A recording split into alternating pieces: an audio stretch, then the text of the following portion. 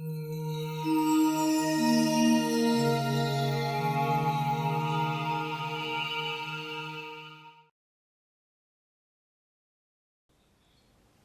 right, how many of you remember the movie Fatal Attraction? You remember that movie? How many of you saw this? Anyone see it more than once? Oh, you martyrs, you.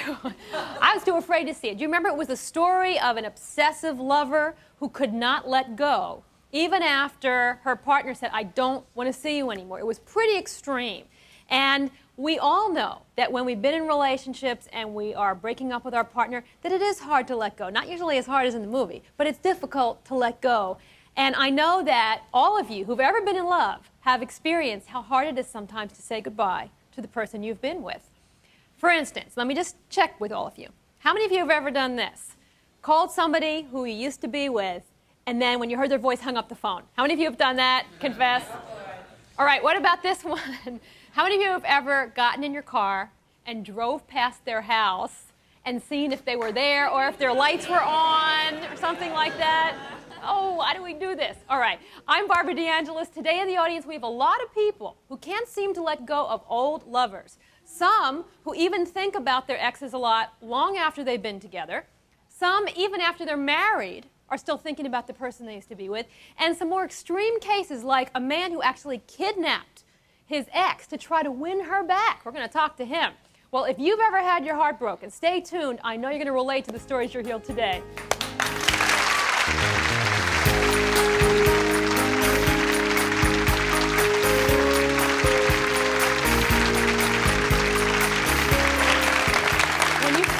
With someone, you always hope it's going to last forever. You merge your heart and your hopes and your dreams with that person.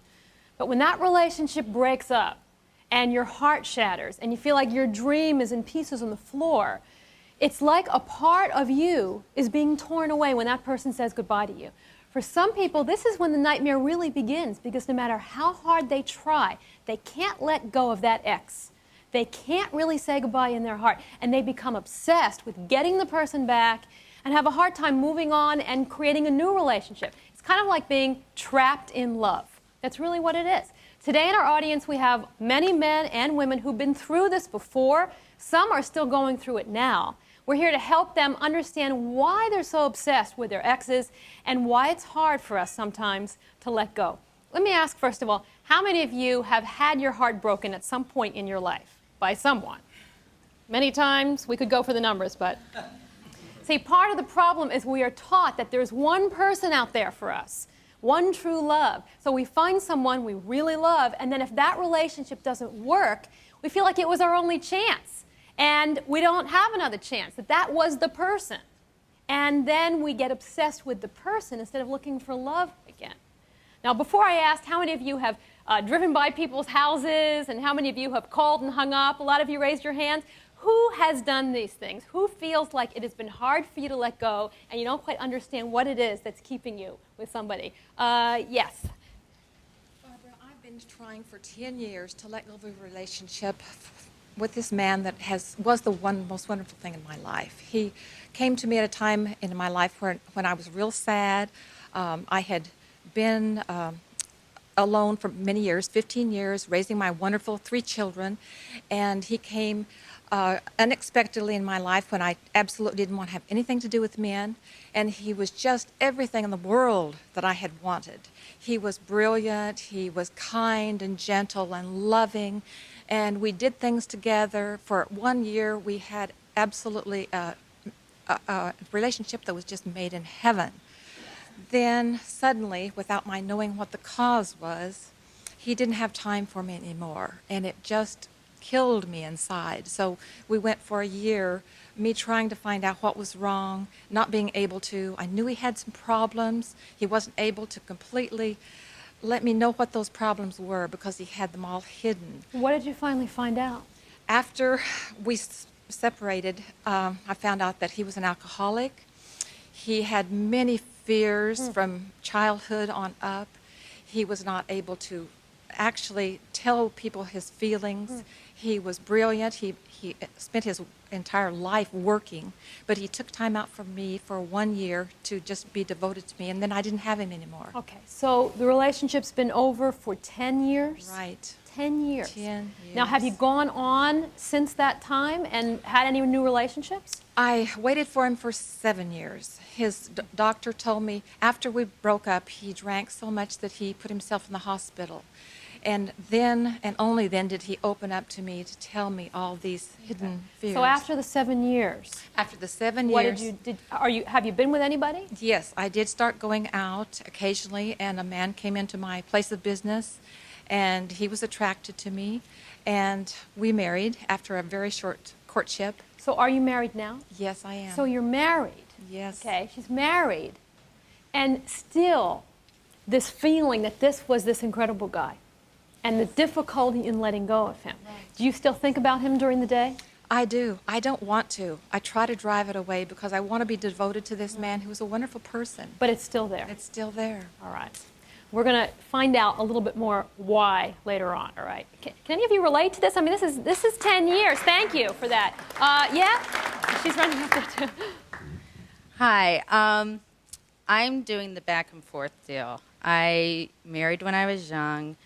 My husband was very well-known, a well-known role model, and I thought he was wonderful. Everybody thought he was wonderful. And when things weren't feeling right, I assumed I needed to work on myself. And I went into therapy and learned a little bit and started to realize that maybe something he was doing didn't feel so good. It's been slow but sure, but I've been becoming more and more conscious. Well, I finally separated, got back together. Separated, you know, he'd come crying, blah, blah, blah, never do it again. I've changed, I'll do this. I get back. We've all heard that before. You know, this is the last time you do it again, that's it. His behavior, his controlling, compulsive behaviors were escalating, and I was becoming more and more self-confident. Did you finally divorce? I filed for divorce, got back together. Got divorced. How long has this been going on? Was married for 9 years, got divorced. Then I've been divorced for a year and a half. He lived in Boston for 2 years. I now live in San Diego. He's just moved to San Diego. He just moved and here? And I'm going through all that again. And I've decided to get clear. And you're here. And you're my expert. All right. I'm feeling under pressure. All right. We're going to talk today to both of you and to a lot of other people about what it is we're obsessed with. Are we obsessed with a person, or are we obsessed with being in love, or are we attached to not getting what we want? We're going to figure it out. Have you ever asked yourself, by the way, what lengths you'd go to get someone back? What lengths, I hear someone laughing, we're going to talk to you. What lengths you'd go to get somebody back. We're going to come back and talk more about this and actually talk to a man who says he kidnapped his ex-wife to try to get her back. Could you do that? We'll find out. We're talking about breaking up, and we're finding out that just getting divorced is sometimes the easy part. So you can be divorced legally, can't you? But not emotionally. It can go on for a long time. As you're listening to this, we're hearing one woman 10 years, she was married 9 years and is still going through it. We're going to get back and talk to them in a minute. Can any of you relate to this? You feel like maybe you're not so crazy anymore, you're the only one who's been going through this? Yes? I am divorced for 18 years, and I have a son, 19 years old together. And constantly, even emotionally, I am hurt. He calls me every day, sometimes 3 times a day. Your ex-husband? Yes. Calls you sometimes 3 times a day? Many times during the day, and his excuse is to ask how the son is doing. And I have told him every time that he calls, listen, the boy comes home 4:45, 4:45. He calls me 9 o'clock, he calls me 2 o'clock. And sometimes, can you imagine, I expect anyone to call when the phone rings, but him. And as soon as I pick up the phone and it's him, I feel the hot, boiling water pouring on my head. How old is your son, by the way? He's 19. 19? Yes. So he's calling to check on his 19-year-old son to see if he got home from school? This is excuse. He calls the time that he knows the boy is not home. And that you're there. And that you're there. And sometimes, most of the time I try to be calm, but sometimes as soon as I pick up the phone and it's him, I hang up and right away I turn on my answering machine. All right. But let me ask you this. How long has this been going on? His calling and you hanging out? How long? How many years? Exactly 18 years. I used to 18 years? It's been going on? 18 years I am divorced, and 18 years. All right. And it's so painful. Okay, but let me point something out to you, and this is for all of us. We're going to begin to see this. Okay, it takes two people to hang on. Okay, come here. Let me show you something. Just stand up here. All right. Now we're both holding onto each other's hands. Okay, but if I let go, she can't hold on to me anymore. She can't hold on to me anymore. If two people are both hanging on, then they're together. So yes, he's calling and he's calling and he's calling, but for 18 years you've been answering the phone. For 18 years you say the same things as if he's an idiot. Yes. Instead of sitting down at some point and giving him the message, which is, if you call, I have nothing to say to you, I don't want to talk to you, if I hear your voice, I'm going to hang up. He knows he's going to get that little piece, right? He knows he's going to get that little piece of her, and he's going to keep doing it, and that's why you need to set the boundaries. See, sometimes we say, I'm trying to let go, but the truth is, we're holding on in our own way, and that's what we need to look at today. Now, we've heard from several women here, and we actually tried to find some men who were going through the same thing. We found one guy, and where are you? Here you are. Could stand up over here. Do we have a mic for him? Can we pass this down? All right. We found one guy who told us a fatal attraction story, in a sense, about the difficulty he's had in letting go. Absolutely. I couldn't believe this when I heard this. Absolutely. I met my wife when I was in high school. We were sophomores in high school. We were together all throughout high school. We got married 2 years out of high school. We were given a choice of either seeing each other or getting married, so we got married. What do you mean you were given a choice? Her parents didn't like me. A couple of times when we broke up, I kicked the front door of their house in to see my girlfriend. Wouldn't bother me if I was a dad. No, go ahead. No, we had a lot of problems, but we managed to work them out. We had a really interesting relationship. It was very on again, off again. Eventually, we did get married 2 years out of high school. We had a lot of financial problems, and we ended up splitting up. We got divorced. We got back together again in about a year and a half later, got remarried. So you got divorced and then got remarried. Mm-hmm. And this was what, a year and a half, 2 years afterwards? About a year and a half, 2 years after we got divorced the first time. We had a very cyclical type relationship. Obviously. It was very on and off. When it was great, it was really great. When it was bad, it was really bad. When you finally, I assume, got divorced the second time. Mm-hmm. All right, so 2 divorces with the same woman. You still had a hard time letting go of this? Oh, I sure did. I didn't want to get divorced. When she came to me with the idea of getting divorced, I got angry and said, well, fine, go right ahead. And I put it out of the back of my mind because I figured it would be an easy thing to do. It was better for both of us if we were divorced. After we started going through the process and after she moved out, I decided that I didn't want to do that and I wanted to get back together with her. Now, what is this about Mexico? Because one of my producers told me something about this. Well, after we got divorced, we had a daughter that died of SIDS. We got divorced a week later. She told me about 2 weeks after that she was seeing another guy. I didn't take all of this very well. My solution to the problem was to go to her house, which I did one night after work, and we were still seeing each other. I went over there one night after work, and I asked her if we could get back together, and she said no. At this time, I told her that I was taking her and my son, and we were leaving the country, and I forced her into the car and packed up and drove to Mexico. All right, hold on for a minute. All right, we're gonna come back here, what happened in Mexico, and talk to some of the other people who are having a hard time letting go, because you can see we take this to extremes, so stay with us. We're talking about why we have such a hard time letting go of our exes. And this guy has been telling us a story we're fascinated with. We're dying to hear the end. Had such a difficult time, married twice to the same woman, decided he was kidnapping her to take her to Mexico to win her heart back. All right. The bottom line of the story is what happened in Mexico. The bottom line of the story is that on the drive through Mexico, I decided that this was pure insanity and that I was going to do nothing but get everybody hurt. So I turned around and started to come back. Shortly after I got back, I went and found some help and a counselor that I saw for a couple of years. So let me ask you a question. What did you learn about why it was so hard for you to let go? Well, I found out that I used her as my device to get through life as opposed to relying upon myself. I now rely on myself, and I feel like I'm capable of doing anything. And the best part about it is that now that I've lost the obsession for her, she and I are very good friends, and we have an excellent relationship. That's great. Yeah. That's great. See, what he's saying is important, which is that sometimes we use obsessing on somebody to avoid getting on with our own life, right? Our own dreams, our own career, because it's easy to say, well, if I only had this person, everything in my life would be fine. And we know that's not true. All right. We want to go back to you, okay? Come here. Let's get her a mic. All right. Now, 9 years with your husband, Yes. right? Mm-hmm. And going back and forth. He calls you. You feel terrible. He can't make it without me. can't No make it one will without love you. him the way I love him. No one will love him for who he is. All right. You're out here, and he just moved out here to be near you. To be near the kids. To be near the kids. All right. Well, that's a good reason.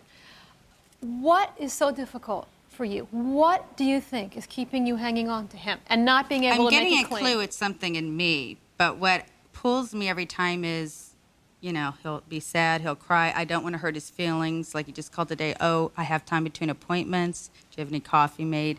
And I didn't have time. It was very hard. I mean, painful to say no. I So really just like don't her, have time. hard to say no to him. And Do you, let me ask you a question and think about it.